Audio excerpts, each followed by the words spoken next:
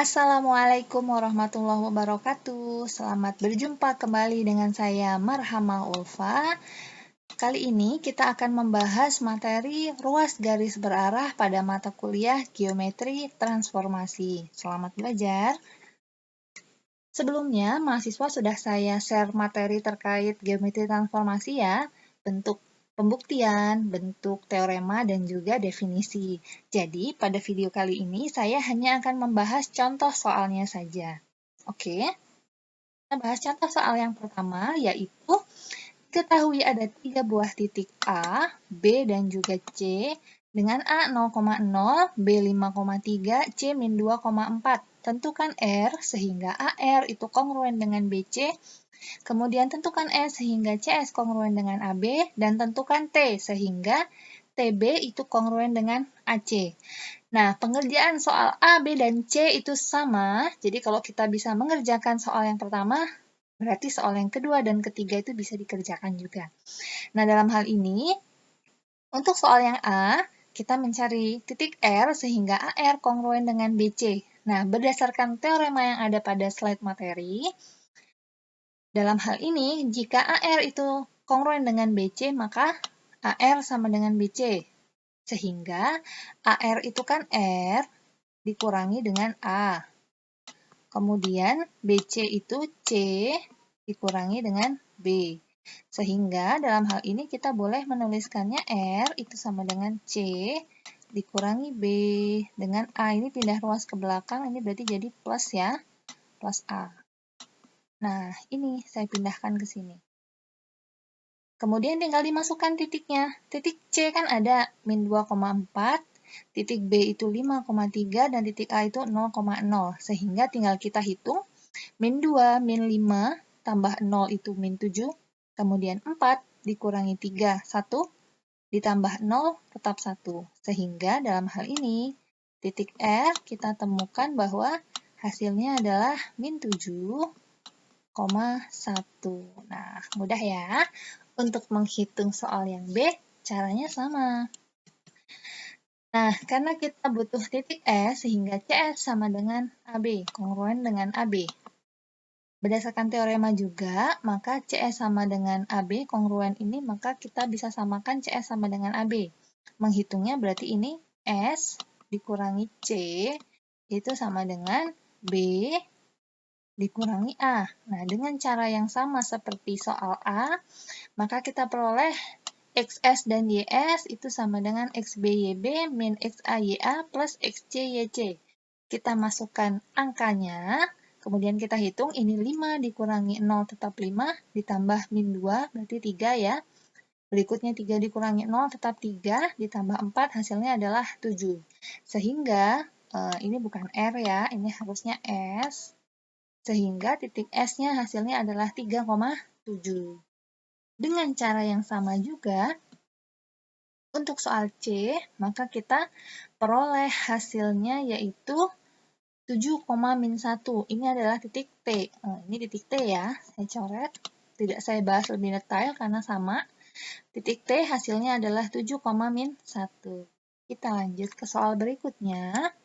Contoh 2, diketahui A, B, dan C dengan A 2,1, di sini B 3,-4, kemudian C itu min 1,5.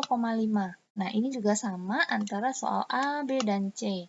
Kalau kita bisa mengerjakan soal yang pertama, berarti yang kedua dan yang ketiga pasti bisa juga. Soal yang pertama yaitu D sehingga CD sama dengan AB. Nah, dalam hal ini kita bisa menghitung dengan menggunakan rumus jarak.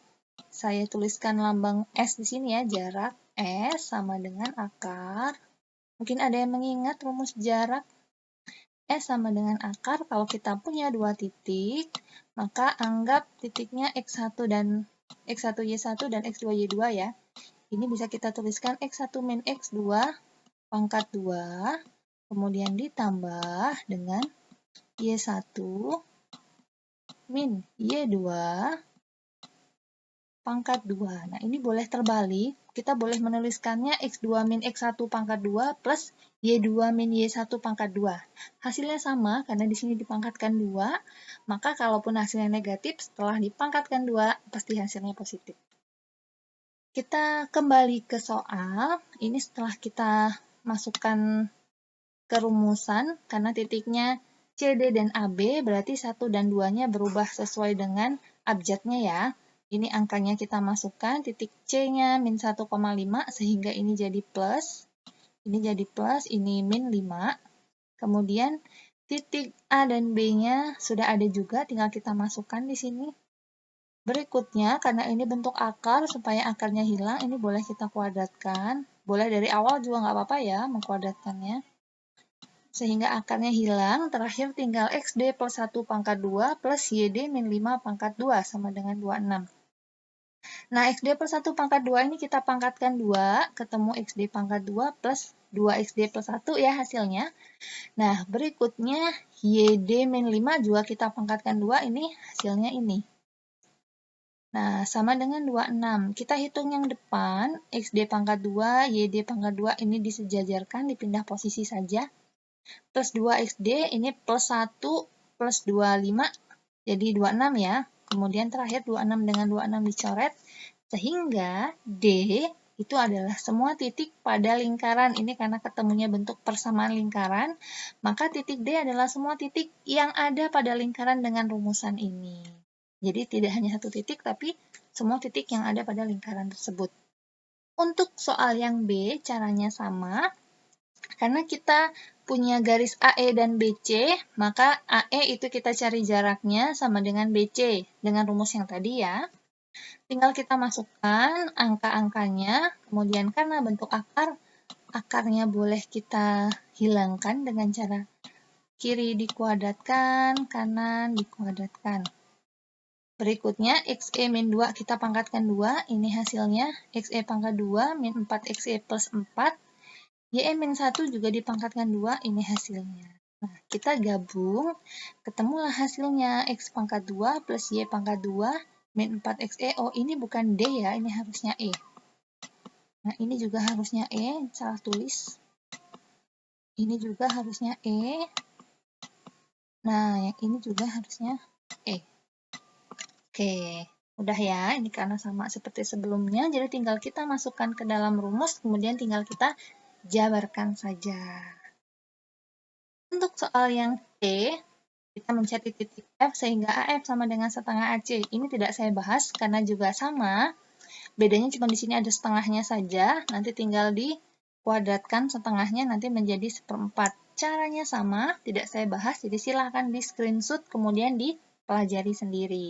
Kita lanjut ke soal berikutnya. Contoh 3, ini mudah. Ada 4 buah titik yang merupakan titik sudut jajar genjang. Jajar genjang itu berarti dia punya 2 pasang sisi yang sejajar dan kongruen ya, ini.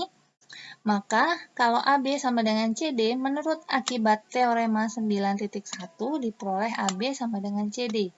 Nah, AB sama dengan CD itu kan B dikurangi A, CD itu berarti D dikurangi A. Salah. D dikurangi C ya. Nah, ini D, ini C. Tinggal kita masukkan titik B itu adalah H,3 di sini. Kemudian titik A itu min 2,4. XD itu 5, K. Oh, ini terbalik ya. Ini harusnya di sini, ini harusnya di sini. Salah posisi.